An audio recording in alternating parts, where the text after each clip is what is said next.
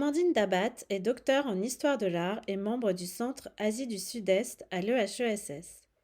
Guillaume Boulor est l'éditeur de son beau livre Amgui, empereur en exil, artiste à Alger, paru en décembre 2019 au SUP.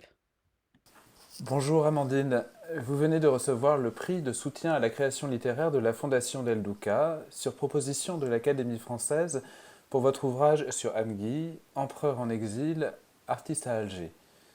Vous étiez déjà lauréate en 2017 du prix de la Fondation Flora Blanchon de l'Académie des inscriptions et belles-lettres qui distinguait votre travail.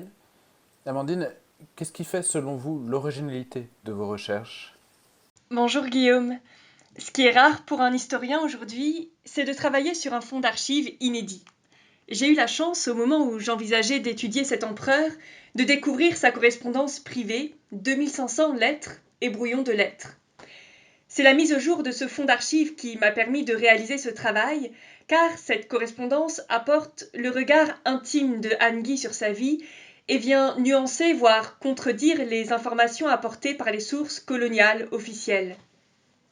Par ailleurs, j'ai retrouvé plus de 90 œuvres de Amgui, sachant qu'il en avait offert un certain nombre à ses amis.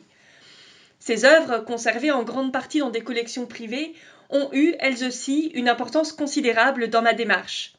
Ce qui constitue l'originalité de mes recherches, c'est le fait de m'appuyer à la fois sur les œuvres de Amgui, sur sa correspondance privée et sur les archives coloniales de l'État français, pour écrire la biographie et étudier l'œuvre d'un personnage historique connu comme étant le premier empereur vietnamien qui a résisté aux Français. Les Vietnamiens qui décrivent Amgui comme un héros national, un empereur patriote, ignoraient ce qu'il était devenu durant son exil. Mon livre retrace sa vie en exil et son parcours artistique et le révèle en tant que premier artiste vietnamien connu, formé par les Français. Amgui a un parcours fascinant.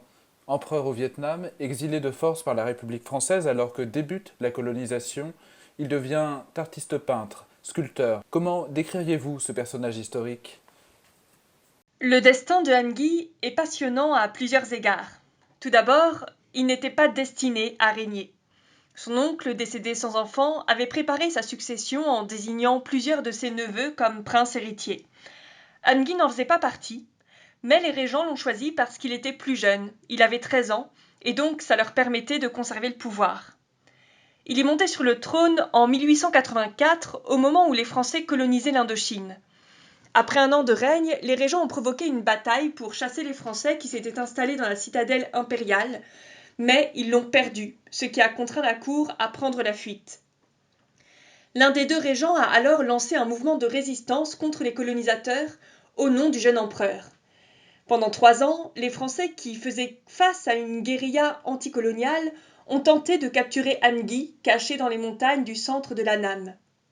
Et finalement, c'est seulement à la fin de l'année 1888 qu'il a été trahi et livré aux Français qui ont décidé de l'exiler en Algérie, département français.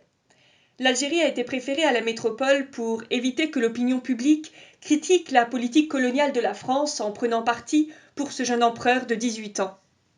À Alger, Amgui, qu'on appelait désormais prince d'Annam, a été encouragé à apprendre le français. On lui a attribué un professeur de peinture et de dessin. Il fallait le rendre pro-français pour le cas où il serait rétabli sur le trône d'Annam. Même en exil, il restait un pion sur l'échiquier politique de l'Indochine. Il vivait à El Biar, dans une maison néo-mauresque sur les collines au-dessus d'Alger. Ses déplacements étaient surveillés, sa correspondance avec l'Indochine interdite. Après 15 ans d'exil, Amgui a épousé une Française. Il a vécu en exil à Alger comme un grand propriétaire terrien, tout en se consacrant à la peinture et à la sculpture jusqu'à la fin de sa vie, en 1944. Dans mon livre, j'ai mis en évidence ce décalage entre la figure d'homme politique de Amgui, transmise par l'histoire française et vietnamienne, et la manière dont il a construit sa vie en exil autour de l'art, son espace de liberté.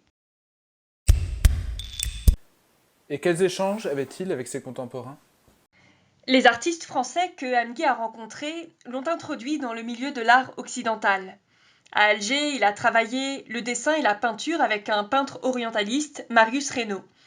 Et à partir de 1893, Il a eu l'autorisation de se rendre en métropole environ tous les 2 ans. À Paris, il a rencontré des intellectuels et artistes de son époque comme Judith Gautier et Auguste Rodin, qui lui a enseigné les principes généraux de la sculpture.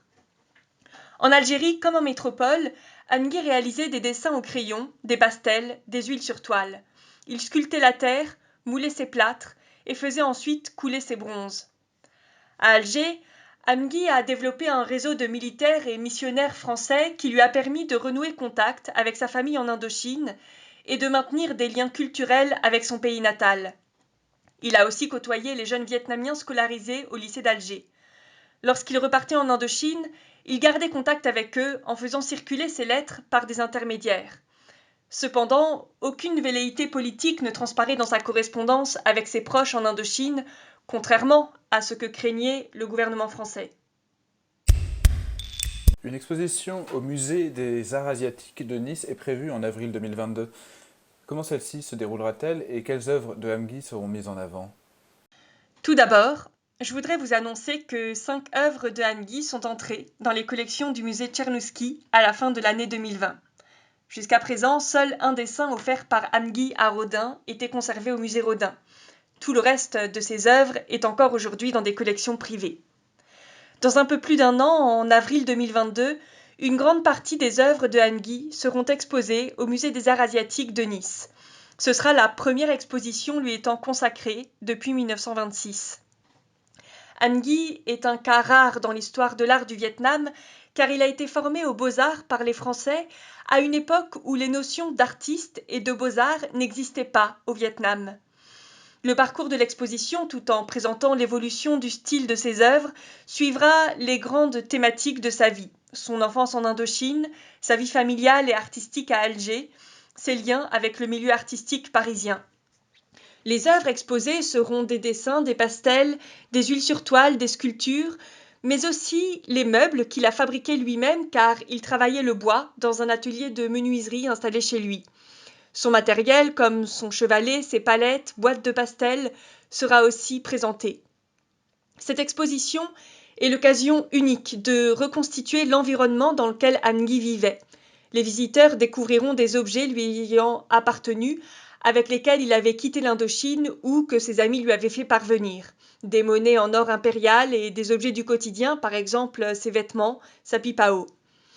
Des photographies de Amgui seront aussi présentées ainsi que des lettres issues de ses archives privées, ce qui permettra d'entrer dans l'intimité de son écriture. Il a été exilé au moment où le Vietnam abandonnait les caractères chinois et adoptait l'écriture romanisée. Et il s'est trouvé contraint à communiquer en français avec ses proches, même vietnamiens. On peut considérer qu'il a vécu une tragédie linguistique car il n'a jamais maîtrisé parfaitement le français, seule langue avec laquelle il pouvait communiquer à l'écrit.